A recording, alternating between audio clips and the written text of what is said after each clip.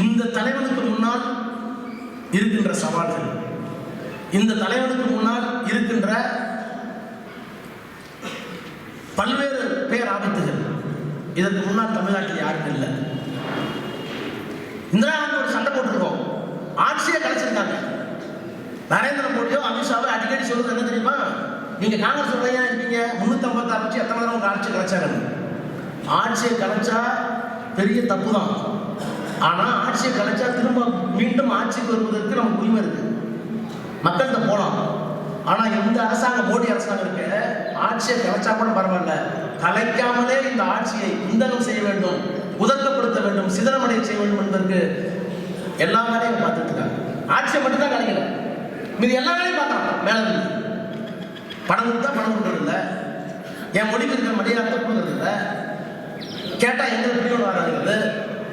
இப்படி தமிழுக்கு கொடுக்க வேண்டிய மரியாதையை, தமிழ்நாட்டுக்கு கொடுக்க வேண்டிய மரியாதையை, தமிழர்களுக்கு கொடுக்க வேண்டிய வரிப்பணத்தை, இன்னும் சொல்ல போனால் நாங்க கட்டுற வரிப்பணம், இந்தியாவிலேயே அதிகமான வருமான வரியை கட்டுகின்ற மாநிலம் தமிழ்நாடு தான். ஜிஎஸ்டி 10% கட்டுறோம். 16 லட்சம் கோடி புதுசா கலெக்ட் பண்றாங்க இந்தியா முழுக்க. 16 லட்சம் கோடி நேரடியாக வருமான வரி. ஜிஎஸ்டி வந்து பொருளுக்கு, நீங்க போய் ஒரு இட்லி சாப்பிட்டா, தோசை சாப்பிட்டா, ஒவ்வொரு தோசைக்கும் 1 பைசாவோ 2 பைசா வரி போகுது. பெட்ரோல் பங்க்ல பெட்ரோல் அடிச்சா அதுக்கு இத்தனை காசு போகுது.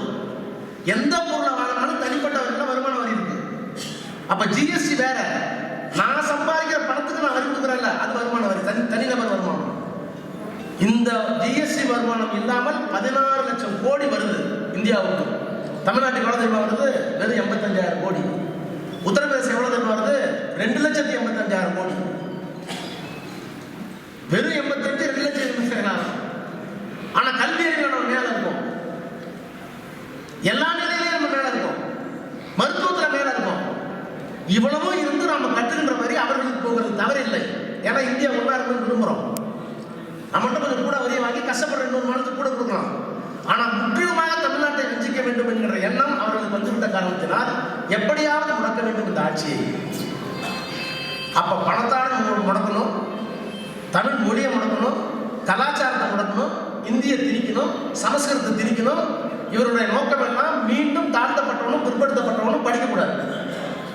அதற்காக தான் எல்லா வேலையும் பண்றாங்க. அதுக்காக தான் விஸ்வகர்மா திட்டம். ஆக கொள்கை ரீதியான எதிரி மட்டுமல்ல, இந்த மாநிலத்தை முடக்குகின்ற நிர்வாக ரீதியான எதிரிகள் மட்டுமல்ல, எதிர்கால சமுதாயத்தை முடக்கி வைக்கின்ற எதிர்கால எதிரிகளாகவும் அவர்கள் இருக்கிறார்கள். அப்ப இத்தனை ஆபத்துகளையும் சந்தித்து அதே நேரத்தில் கட்சியையும் பார்த்து, நீலகிரியில் ஒரு சாதாரண பிரச்சனைனா அதுக்கு ஒரு செய்தி போகும். நான் இன்னும் உங்களுக்கு சொல்றேன், பேர் சொல்ல விரும்பல. ராத்திரி 12:40 சிஎம் ஒரு மெசேஜ் வருது. ஒரு கட்சிக்காரனுடைய புள்ள வந்து அரசு வழக்கறிஞர் வேணும். அவர் கேட்கிறார், சிஎம் மெசேஜ் அடிக்கிறார். பாருங்க, இப்படி ஒரு முதலமைச்சர் பார்த்துருக்கீங்களா? என்னுடைய பிள்ளைக்கு அரசு வழக்கறிஞர் பணி வேண்டும் என்று முதலமைச்சருக்கு 12:10 அடிக்கிறார் மெசேஜ் செல்லுல. அந்த மெசேஜ் எனக்கு 12:20 ஃபார்வர்ட் ஆகும். நான் 12:20 பதில் போடுறேன், அது நடவடிக்கை நடக்கிறது. இப்படி ஒரு முதலமைச்சர் நீங்க பார்த்துருக்கீங்களா? SMS message, WhatsApp message. அப்போ தொண்டனையும் பார்க்கிறார்,